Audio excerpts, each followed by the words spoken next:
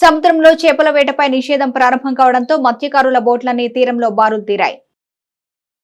సముద్ర జలాల్లో ఈ నెల 15 నుంచి జూన్ 14 తేదీ వరకు చేపల వేటను నిషేధిస్తూ పశుసంవర్ధక, డైరీ డెవలప్మెంట్, మత్స్యశాఖలు ఉత్తర్వులు జారీ చేశాయి. ఈ నేపథ్యంలో యాంత్రిక పడవలు, మెకనైజ్డ్ మోటార్ బోట్ల ద్వారా జరిగే అన్ని రకాల చేపల వేటను 61 రోజుల పాటు నిషేధించారు. దీంతో బోట్లన్నీ తీరంకు చేరుకున్నాయి. దాదాపు 2 నెలల పాటు బోట్లన్నీ ఒడ్డున సేద తీరుతాయి. ఈ సమయంలో మత్స్యకారులు బోట్లకు మరమ్మతులు చేపట్టి వేటకు సిద్ధం చేస్తారు. సంతానోత్పత్తి కాలంలో తల్లి చేపలు, రొయ్యలను సంరక్షించడం, వాటి సంతతి పెరుగుదలను ప్రోత్సహించడం ద్వారా మత్స్య సంపదను పెంపొందించేందుకు ప్రతి ఏడాది ఈ విధంగా నిషేధం విధించబడుతోంది. ఈ మేరకు మత్స్యకారులు సహకరించాలని అధికారులు కోరారు. నిషేధ ఉత్తర్వులను ఉల్లంఘించిన బోట్ల యజమానులకు ఆంధ్రప్రదేశ్ సముద్ర మత్స్య క్రమబద్ధీకరణ చట్టాన్ని అనుసరించి శిక్ష పడుతుందన్నారు. అలాగే బోట్లు మత్స్య సంపదను స్వాధీనం చేసుకుని జరిమానా విధిస్తారన్నారు. చేపల వేట నిషేధం సక్రమంగా అమలయ్యేందుకు మత్స్యశాఖ, కోస్ట్ గార్డు, కోస్టల్ సెక్యూరిటీ పోలీసులు, నేవీ, రెవెన్యూ అధికారులతో గస్తీ ఏర్పాటు చేసినట్లు వారు తెలిపారు. ఈ నెల జీతాలు ఇంతవరకు అందలేదని మున్సిపల్ కాంట్రాక్ట్ అవుట్ సోర్సింగ్ పారిశుధ్య కార్మికులు కార్పొరేషన్ కార్యాలయం వద్ద నిరసన వ్యక్తం చేశారు. ఈ నెల జీతాలు ఇంతవరకు అందలేదని మున్సిపల్ కాంట్రాక్ట్ అవుట్ సోర్సింగ్ పారిశుధ్య కార్మికులు కార్పొరేషన్ కార్యాలయం వద్ద నిరసన వ్యక్తం చేశారు. ఈ నెలలో 2 వారాలు గడిచినా ఇప్పటి వరకు నగరంలోని దాదాపు 500 మంది కార్మికులకు జీతాలు అందకపోవడం దారుణమని కార్మిక సంఘ నాయకులు అన్నారు. అలాగే జనవరి నెలలో ప్రకటించిన 1000 రూపాయల బోనస్ ఇప్పటి వరకు కార్మికులకు చెల్లించలేదన్నారు. కార్మికుల వేతనాలు చెల్లించడంలో ఆప్కా సంస్థ తీవ్ర జాప్యం చేస్తోందని వారు ఆరోపించారు. మృతి చెందిన కార్మికులకు ఎక్స్గ్రేషియా చెల్లింపు కూడా జరగడం లేదని వారు పేర్కొన్నారు.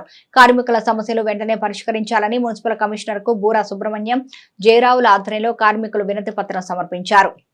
మచిలీపట్నంలో మున్సిపల్ కార్పొరేషన్లో అవుట్ సోర్సింగ్ కార్మికులు సుమారుగా 512 మంది పనిచేస్తా ఉన్నారు. వీరి ఆప్కాస్ ద్వారా జీతాలు చెల్లించడం జరుగుతుంది. ప్రతి నెల 2వ తారీఖు వచ్చే జీతం ఈ నెలలో 15వ తారీఖు అయినా ఈరోజు వరకు అందని పరిస్థితి. ఈ నెలలోనే అనేక రకాల పండుగలు, అనేక రకాలుగా ఖర్చు ఉన్న పరిస్థితి. కార్మికులు జీతాలు రాక అనేక ఇబ్బందులు పడుతున్న పరిస్థితి. కాబట్టి మున్సిపల్ అధికారులు వెంటనే అవుట్ సోర్సింగ్ కార్మికుల వేతనాలు చెల్లించాలని సిఐటిగా అధికారులను డిమాండ్ చేస్తూ ఉన్నాం. అదేవిధంగా జనవరిలో ఇచ్చారు జీవో, అంటే సమ్మె సందర్భంగా ఈ కార్మికులకి 1000 రూపాయలు పండగ బోనస్ అని ఇచ్చారు. ఈ రోజు వరకు కూడా అందలేదు. అనేక చోట్ల కార్మికులకు చెల్లించిన పరిస్థితి. కాబట్టి కార్మికులకు బోనస్ వెంటనే చెల్లించాలని కూడా సిఐటిగా డిమాండ్ చేస్తూ ఉన్నాం. అదేవిధంగా 2019 నుంచి ఈ రోజు వరకు సుమారుగా 15 మంది వివిధ కారణాల రీత్యా, అనారోగ్యరీత్యా చనిపోయారు. వాళ్ళకి రాష్ట్ర ప్రభుత్వం జీవో ఇచ్చింది. అంటే 2 లక్షల రూపాయలు సాధారణంగా సరిపోతే, అదేవిధంగా ప్రమాదంగా చనిపోతే 5 లక్షల రూపాయలు ఇవ్వాలని మొన్న సమ్మె సందర్భంగా దాన్ని 7 లక్షల రూపాయలకి పెంచుకోవడం జరిగింది. కానీ మరి ఇప్పటికే కౌన్సిల్ సమావేశంలో కూడా దాన్ని నిర్ణయించడం జరిగింది. కానీ ఈ రోజు వరకు కూడా చనిపోయిన కార్మికులకు ఎక్స్గ్రేషియా చెల్లించని పరిస్థితి. కాబట్టి చనిపోయిన కార్మికులకు ఎక్స్గ్రేషియా ప్రభుత్వం వెంటనే చెల్లించాలని సిఐటిగా రాష్ట్ర ప్రభుత్వాన్ని డిమాండ్ చేస్తా ఉన్నాం.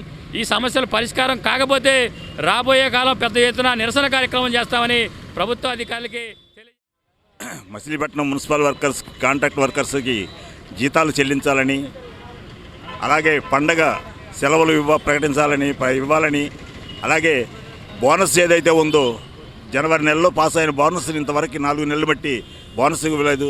వీటన్నిటి మీద ఈరోజు కమిషనర్ని కలిసి వినతిపత్రం ఇవ్వడం జరిగింది. ఈరోజు ఆప్కాస్ ఏదైతే ఉందో ఆ సంస్థ జీతాలు చెల్లించడంలో జాప్యం చేస్తుందని ఇప్పుడున్న అధికారులు కూడా చెప్తున్నారు. దానికి సరైన రీతిలో వాళ్ళు ప్రతి నెల 5వ తారీఖు లోపు జీతాలు చెల్లించాలని, అట్లాగే పాత బకాయిలు అయితే ఉన్నాయో వీటన్నిటిని ఇవ్వాలని, అట్లాగే సరిపోయిన వారికి 16 మంది చనిపోయారు. ఒక ఆయన యాక్సిడెంట్గా చనిపోయాడు, 15 మంది సహజ మరణం చనిపోయారు. వీళ్ళందరికీ కూడా ఎక్స్గ్రేషన్ ఇంతవరకు చెల్లించలేదు. వీటన్నింటినీ చెల్లించమని ప్రభుత్వాన్ని ఈరోజు డిమాండ్ చేస్తూ కమిషనర్కి వినతిపత్రం ఉంటుంది. పెడన అసెంబ్లీ టీడీపీ టికెట్ దక్కకపోవడంతో గత కొంతకాలంగా అసంతృప్తితో ఉన్న బూరగడ్డ వేదవ్యాస్ ఎటకేలకు అలక వీడారు. జిల్లాలో కూటమి అభ్యర్థుల విజయానికి కృషి చేస్తానని టీడీపీ ముఖ్య నేతలకు టీడీపీ రాష్ట్ర ఉపాధ్యక్షుడు బూరగడ్డ వేదవ్యాస్ హామీ ఇచ్చారు. పెడన టికెట్ దక్కకపోవడంతో గత కొంతకాలంగా వేదవ్యాస్ అసంతృప్తితో ఉన్నారు. వేదవ్యాస్ కు టికెట్ దక్కకపోవడంతో ఆయన అభిమానుల్లో కూడా తీవ్ర అసంతృప్తి నెలకొంది. గత కొన్ని రోజులుగా పార్టీ కార్యకలాపాలకు దూరంగా ఉంటున్న వేదవ్యాస్ ను పార్టీ మారాలని అభిమానులు తీవ్ర ఒత్తిడి తెచ్చినా ఆయన మౌనంగా ఉంటూ వచ్చారు. వైసీపీ నుండి వ్యాస్ కు ఆఫర్లు రావడంతో అలర్ట్ అయిన టీడీపీ జనసేన నాయకులు మచిలీపట్నం జనసేన ఎంపీ అభ్యర్థి బాలశౌరి ఆధ్వర్యంలో మాజీ ఎంపీ టీడీపీ జిల్లా అధ్యక్షుడు కొనకళ్ళ నారాయణరావు, మచిలీపట్నం టీడీపీ ఎమ్మెల్యే అభ్యర్థి కొల్లు రవీంద్ర, పెడన టీడీపీ ఎమ్మెల్యే అభ్యర్థికి కాగిత కృష్ణ ప్రసాద్, టీడీపీ సీనియర్ నేత కొనకళ్ళ బుల్లయ్య కలిసి బూరగడ్డ వేదవ్యాస్ నివాసానికి వెళ్లారు. తొలుత జనసేన ఎంపీ అభ్యర్థి బాలశౌరితో కలిసి వేదవ్యాస్ చంద్రబాబుని కలిశారు. రాజకీయంగా సముచిత స్థానం ఇస్తామని ఈ సందర్భంగా వ్యాస్ కు చంద్రబాబు హామీ ఇవ్వడంతో వేదవ్యాస్ లో అసంతృప్తి తొలగింది. జిల్లాలో కూటమి అభ్యర్థుల విజయానికి కృషి చేస్తానని ఈ సందర్భంగా వేదవ్యాస్ ప్రకటించారు. కూటమికి వేదవ్యాస్ సంపూర్ణ మద్దతు తెలిపారని బాలశౌరి తెలియజేశారు. రానున్న రోజుల్లో జనసేన, టీడీపీ, బీజేపీ పార్టీలు అధికారం పొందిన తర్వాత వేదవ్యాస్ కీలక పదవిలో ఉంటారని ఆయన పేర్కొన్నారు. జనసేన పార్టీ తరపు నుంచి పార్లమెంట్కి పోటీ చేసిన బాలశౌరి గారు, అదేవిధంగా జిల్లా తెలుగుదేశం పార్టీ ప్రెసిడెంట్ మాజీ ఎంపీ నారాయణ గారు, కొల్లు రవీంద్ర గారు, కాగిత కృష్ణ ప్రసాద్ గారు అందరూ కూడా వచ్చారు. ఇతర ప్రముఖులందరూ కూడా ఈ రాబో ఎన్నికల్లో ఈ యొక్క విజయానికి బాలశౌరి గారు, అలాగే రవి గారు, కృష్ణప్రసాద్ గారు విజయానికి తోడ్పడవలసిందిగా, కృషి చేయవలసిందిగా. ఎందుకంటే నేను కూడా సీటు ఆశించాను, అనేక కారణాల వల్ల నాకు సీట్ రాలేదు, కొంత మనస్తాపానికి గురయ్యాను. అదేవిధంగా నా కార్యకర్తలందరూ కూడా చాలా అప్సెట్ అయి ఉన్నారు. ఏదేమైనా నిన్న బాబు గారి దగ్గరికి బాలశౌరి గారు నన్ను తీసుకెళ్లారు, బాబు గారితో కూడా మాట్లాడించారు. ఈరోజు పెద్దలందరూ కూడా వచ్చారు. గతంలో జరిగిన పొరపాట్లు జరగవని హామీ ఇచ్చారు.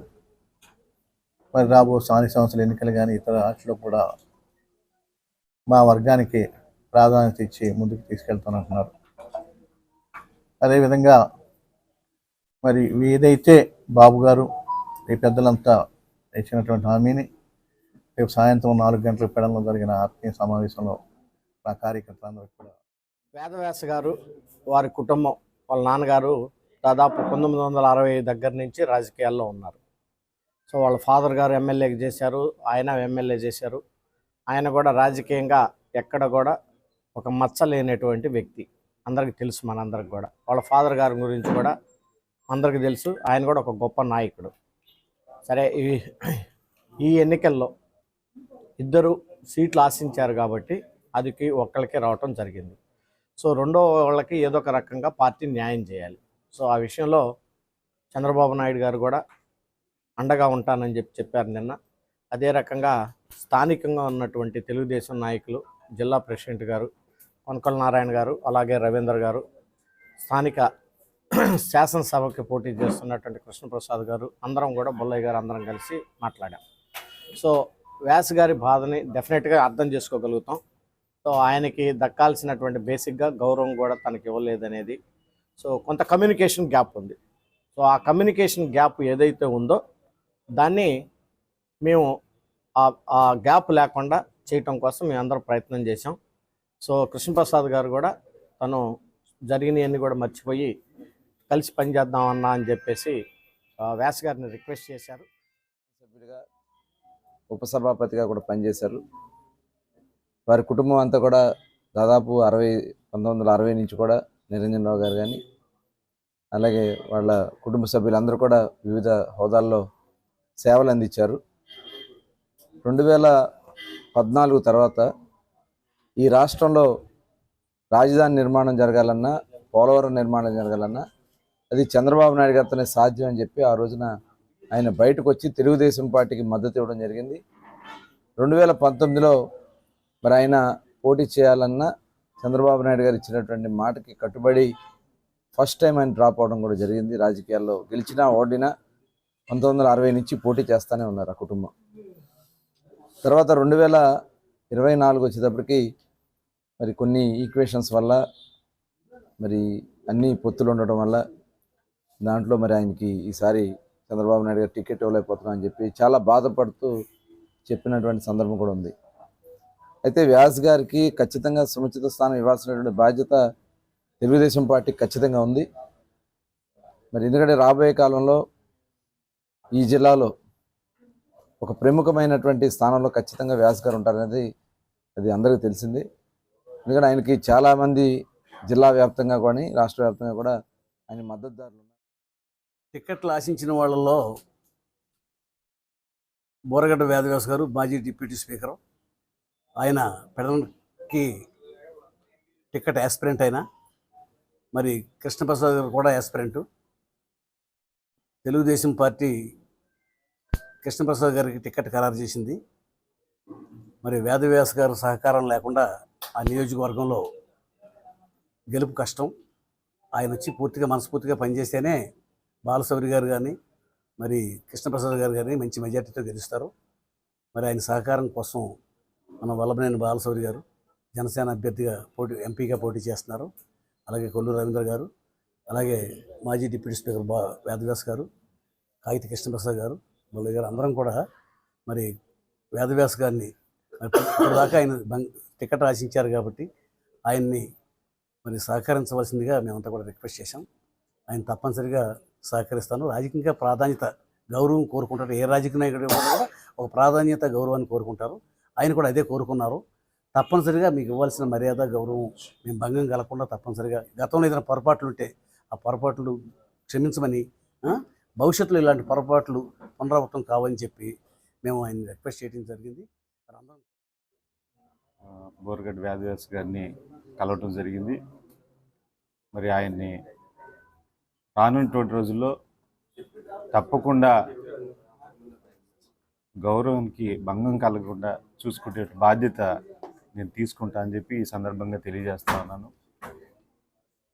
తప్పకుండా మరి రానున్న రోజుల్లో ఆయన్ని కలుపుకుని ముందుకెళ్తా అని చెప్పి గతంలో ఇవన్నీ జరిగిపోయినాయి కాబట్టి అవన్నీ మనసులో పెట్టుకోకుండా ఆయన కూడా ముందుకొచ్చి కలిసి ముందుకెళ్దామని చెప్పి కూడా చెప్పినందుకు ప్రతి ఒక్కరికి కూడా ధన్యవాదాలు తెలియజేసుకుంటూ, మరి రానున్నటువంటి రోజుల్లో తప్పకుండా రేపు అధికారంలోకి రాగానే నియోజకవర్గంలో జరిగేటువంటి స్థానిక సంస్థలు ఏవైతే ఉన్నాయో వాటన్నిటిలో కూడా కంటెస్ట్ చేసేటప్పుడు తప్పకుండా ఆయన సలహాలు, సూచనలు, ఆయన యొక్క ప్రాధాన్యత తీసుకునే ముందుకు వెళ్తానని చెప్పి ఈ సందర్భంగా తెలియజేస్తా ఉన్నాను.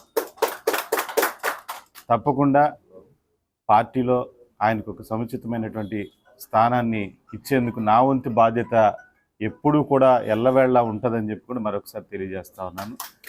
తప్పకుండా ఏ కార్యక్రమం జరిగినా కానీ, నియోజకవర్గంలో ఎటువంటి కార్యక్రమం చేసినా కానీ వ్యాస్ గారిని కలుపుకుని ముందుకెళ్తానని చెప్పేసి తెలియజేస్తా ఉన్నాను. అదేవిధంగా మరి 17వ తారీఖు జరిగేటువంటి నాగాయలంక మండలం తిప్పపాలెంలోని శ్రీ కోదండ రామాలయంకి వెంకట కిషోర్ సీతా మహాలక్ష్మి దంపతులు 5,50,000 రూపాయలు వెండి ఆభరణాలు అందజేశారు. నాగాయలంక మండలం తిప్పపాలెంలో కొలువై ఉన్న శ్రీ కోదండ రామాలయంలోని స్వామివారి అలంకరణ అర్థం అదే గ్రామానికి చెందిన వెంకట కిషోర్ సీతా మహాలక్ష్మి దంపతులు 5,50,000 రూపాయలు వెండి ఆభరణాలు ఆలయ కమిటీ సభ్యులు అందజేశారు. ఈ సందర్భంగా జై హనుమాన్ భక్త సమాజం, సీతారామ సమాజం వారిచే 108 పర్యాయాలు హనుమాన్ చాలీసా పారాయణం నిర్వహించారు. అనంతరం అన్న సంతర్పణ జరిగింది. తొలుత మేళతాళాలతో వెండి ఆభరణాలను పురవీధులు ఊరేగించారు.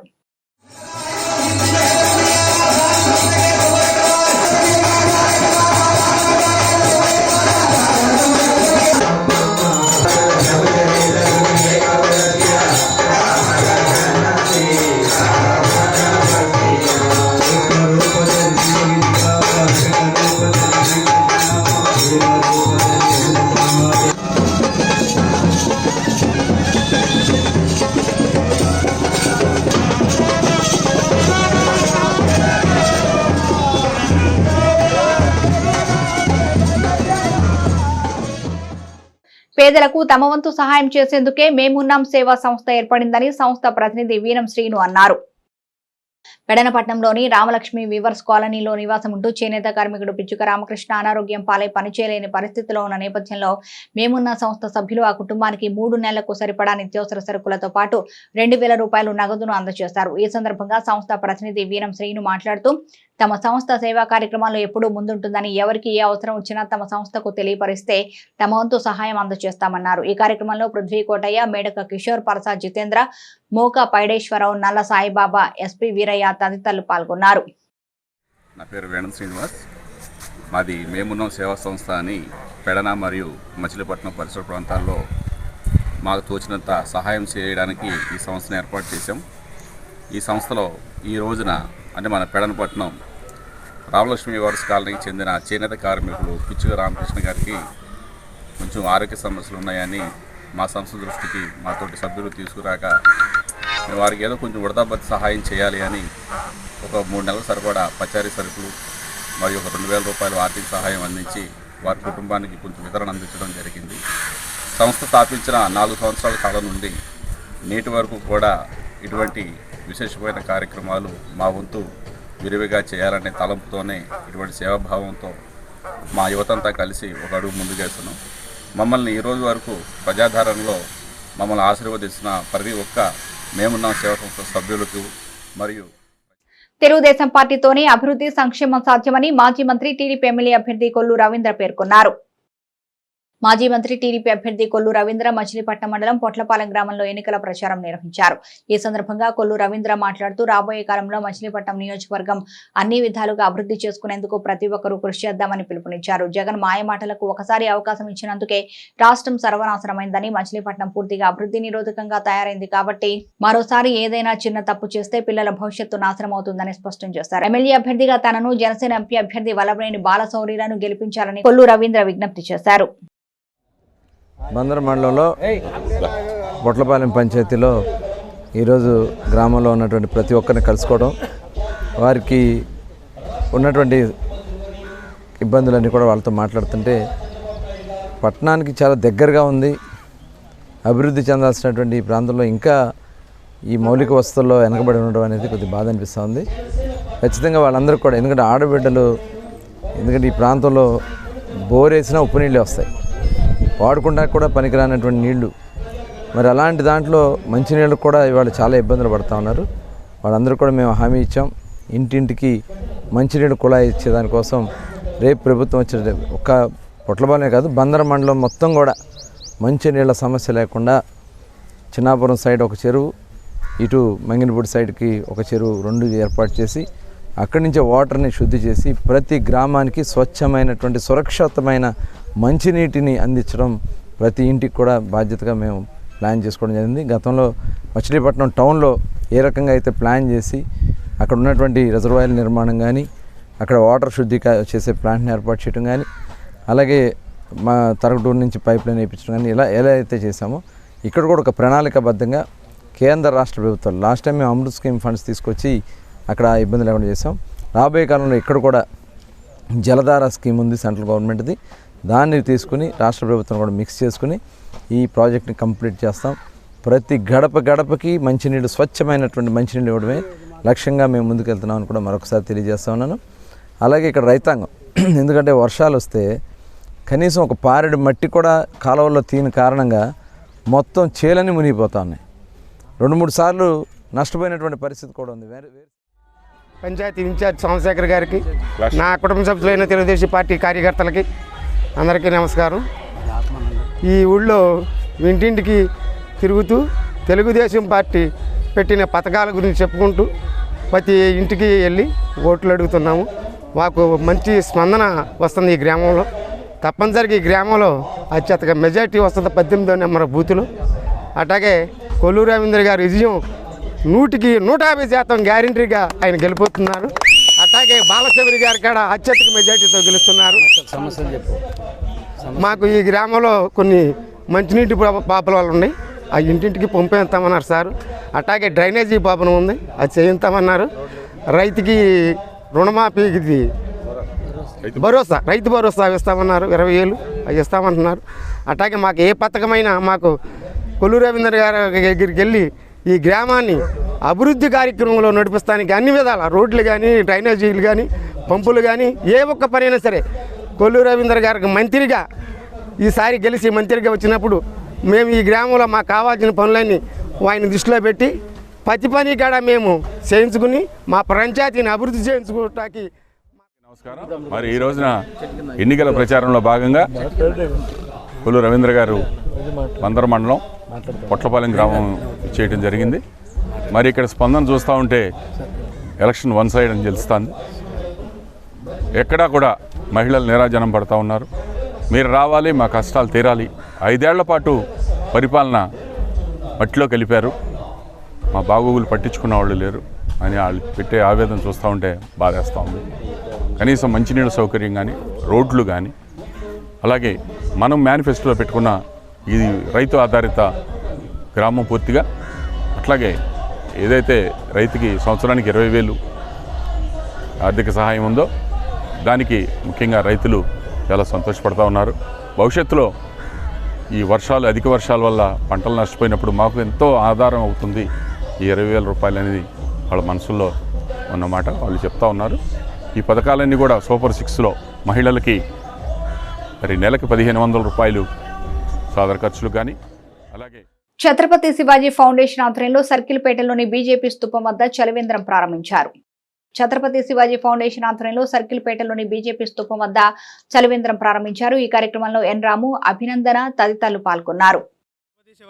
శివాజీ మహారాజ్ గారి ఫౌండేషన్ అండ్ ట్రస్ట్ తరపున ఎన్నో సేవా కార్యక్రమాలు చేయడం జరిగింది. వాటిల్లో భాగంగా ఫీజు కట్టలేని పేద పిల్లలకి విద్యాదానం చేయడం, పుస్తకాలు పంపిణీ చేయడం, అలాగే అన్నదానాలు చేయడం, ఇటువంటి ఎన్నో కార్యక్రమాలు చేస్తుంది. అదేవిధంగా ఇక్కడ ఇదే సెంటర్లో ఇది 2వ సంవత్సరం దారిలోని బాటసారులని, వాహనదారులని వీళ్ళందరినీ దృష్టిలో ఉంచుకుని చలివేంద్రం ఏర్పాటు చేయడం ఇది 2వ సంవత్సరం. అలాగే ప్రజలందరూ కూడా ఒకటి విజ్ఞప్తి చేయాలనుకుంటున్నాం. ఏంటంటే మనుషులు మనం చూసుకుంటున్నాము, అదేవిధంగా వారు కూడా వారి ఇంట్లో కానీ, వారి ప్రాంగణంలో కానీ, ఎక్కడైనా ఒక చిన్న పాత్రలో కానీ, వేటిల్లో కానీ అయినా నీటిని ఏర్పాటు చేసి అలా పక్షుల కోసం కానీ, పశువుల కోసం కానీ ఏర్పాటు చేయవలసిందిగా ఈ కార్యక్రమంగా మేము కోరుకుంటున్నాము. ఈ రోజున సర్కిల్పేట శ్రీ ఛత్రపతి శివాజీ మహారాజ్ ఫౌండేషన్ ఆధ్వర్యంలో చలివేంద్రం ఏర్పాటు చేయడం జరిగింది. ఏదైతే ఈ వేసవి కాలంలో ఎవరికి కూడా దాహం వేసినా కూడా ఇటు వెళ్ళే వాళ్ళందరికీ కూడా మంచినీళ్ళు అందాలనే సదుద్దేశంతో ఇది 2వ సంవత్సరం ఇక్కడ ఏర్పాటు చేయడం. మా ఫౌండేషన్ ఆధ్వర్యంలో అనేకమైన సేవా కార్యక్రమాలు, చిన్నపిల్లలను చదివించడం, పుస్తకాల పంపిణీ కార్యక్రమాలు చేయడం, అన్నదానం, ఇలా అనేకమైన కార్యక్రమాలు రానున్న రోజుల్లో మా యొక్క మిత్రుల యొక్క సహకారంతో ఛత్రపతి శివాజీ ఫౌండేషన్ ఆధ్వర్యంలో ఎంతో విజయవంతంగా నిర్వహిస్తామని చెప్పి తెలియపరచుకోవడం జరుగుతుంది.